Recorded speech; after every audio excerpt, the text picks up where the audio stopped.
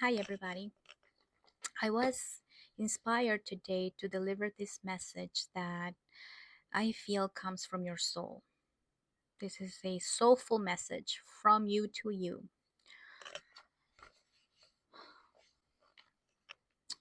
Take a moment to reflect, feel into this message that you're about to hear. I want you to relax and feel into it, okay? And really ask yourself this question about your current habits, right? Are your current habits bringing you closer or taking you away from your desired future? There's a lot of confusion, there's a lot of noise right now in your mind. So much noise.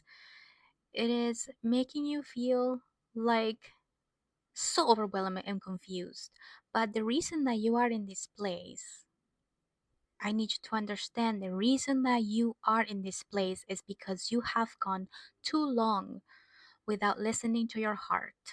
You keep making choices from your mind space only, which bring you to strategize and to plan and to act without feeling, right? And in the manifestation world, I can tell you that this is action without alignment, and that only brings burnout. Action without alignment brings burnout, okay? And that is where you are. You are feeling burned out and you are extremely confused as to why, right? After all, you you are doing the things that you said you were going to do. So you are confused as to why do you feel so exhausted all of a sudden. Nothing much changed except that you are exhausted, and business as usual cannot continue. That is where you are. Business as usual cannot continue. And so it is time for a new way of doing things. I mean, not entirely foreign to you. I am sure that you have made choices that came from your heart and you enjoyed it. So I want you to remember about that. I want you to remember when you were living your life, able to take more risks and just feeling like you were happy to be alive, happy to express yourself, right? I want you to think back when you have felt that way, because if you go through this dark night of the soul with a much more clear intention, I think you can get through it faster, which is the point of this message. This message is to encourage you to know, to have faith that everything will be fine, that you have been down before and then you got up and you were better than before. It is the same here. The faster you realize that, the faster that you can move past it. But this needs to come definitely from a place of alignment, right? So at this time, it is important to reconcile with your sensitivity. A lot of us make an enemy of it because being sensitive just makes us feel bad, because we are opening up ourselves to feel when people are not for us. We open ourselves up to see and feel those that are not really good for us, right? The situations and the people that are not really good for us. And we are so afraid of seeing that because it puts us at a choice point. Do we do something about it or do we run away? It's like opening Pandora's box. Becoming in tune with your sensitivity, it's like open Pandora's box. Once you see something, you cannot unsee it, right? And you have to do something about it. So essentially, that comfort zone is so cozy, but that is the devil's currency. Comfort is the devil's currency. And not to be so dramatic, but if you think about it, the only reason why we avoid the things that we want is because we are comfortable. We don't want to feel the discomfort of going for what we want. We don't want to feel discomfort of our emotions telling us, hey, you are not loved here. You are not respected here. What are you going to do about it? And for the most part, we also got a card here that talks about our desire to control other people. So becoming more sensitive allows us to really feel who the other people are to us instead of just acting in ways to make them act in ways that do not trigger us. But that is wasted effort. Wasted effort. So the longer that you keep doing that, the longer that you will be stuck. So your soul at this time is really urging you to look into your current habits. Okay, your current habits, because that is what is creating your future. I see.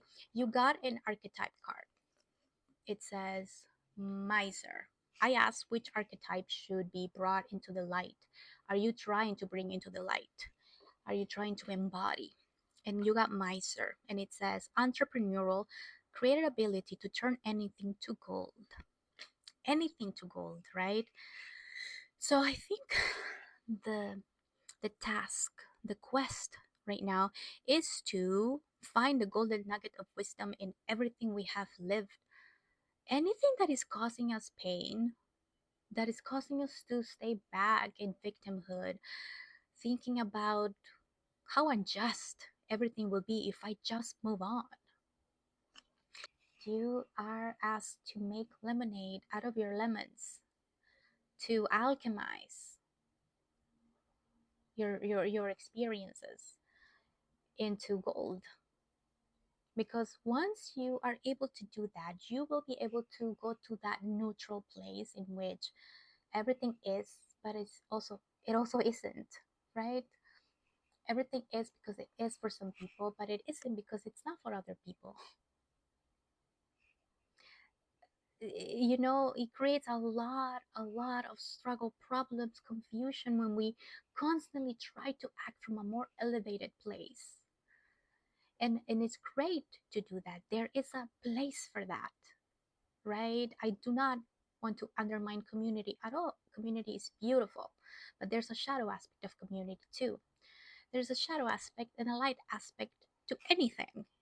I need to talk about this tendency to be very judgy too, because it appears that um, there's like a vibe of judgment that you have against you because you are not where you should be by now, because you have taken this long. And I am here to tell you to kindly let it go. Find the compassion for yourself for not knowing better sooner, for not doing better sooner, for being a sheeple in the same sense that other people are, right? Criticizing people, judging people, yeah, maybe as a place in comedy, but other than that, it is detrimental. It is detrimental because it's um it's a way of getting ourselves stuck in denser emotions of victimhood. If you can really embody the concept that perspective means that everybody gets to have their right answer, everybody gets to be right in their own way, in their own world, then judging what others do seems pretty silly at this point. But this is only something that you impose on yourself because it's a way of the world. Other people impose it on other people and is doing it out of habit. So you have true wisdom at this point, which is why the invitation to have faith in what your heart desires at this time will serve you, will allow you to get to know yourself better, to have better intimacy with yourself. You stop lying to yourself.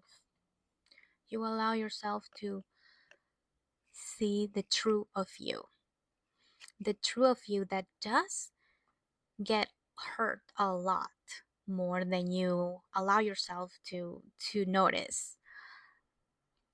You don't allow yourself to notice how much you get hurt by things because you quickly rationalize everything, and you take away the power of it hurting you. And yeah, it's a great thing to do. It has its place, but it is also not allowing you to see what you would actually prefer. And so it creates this unfulfilled life because you are just essentially doing what you're supposed to do without considering you in the mix. And so it is essentially living for others and not for you. And of course, it's going to feel bad. That is the cloud that you have over your head. It is that. You don't have good intimacy with yourself because you don't allow yourself to tell yourself about yourself. And you continuously try to find for the more elevated way of being in the world because somehow our ego finds uh, you know our ego finds a way to feel important by being admired, by being our identity, by making our identity to be more spiritual. But if you are spiritual, it only means that you have the ability to turn anything into gold. Everything else, it's just showmanship. I don't know, entertainment. Yeah, nothing wrong with that, but don't get confused. I'm just saying, don't get confused thinking that because you're a more spiritual person, then you should be doing the more spiritual thing. Because the more spiritual thing that you can be doing is making everything neutral and just thinking what would you like to experience without any emotional attachment to it, and let it come to you. Okay, that is what being truly spiritual means. It does not mean that you endure more for the sake of love, because then you're not loving yourself, and that is also not in alignment, and it's not spiritual. I think I say that because of this tendency that we have to be always sacrificing a part of us because we know better.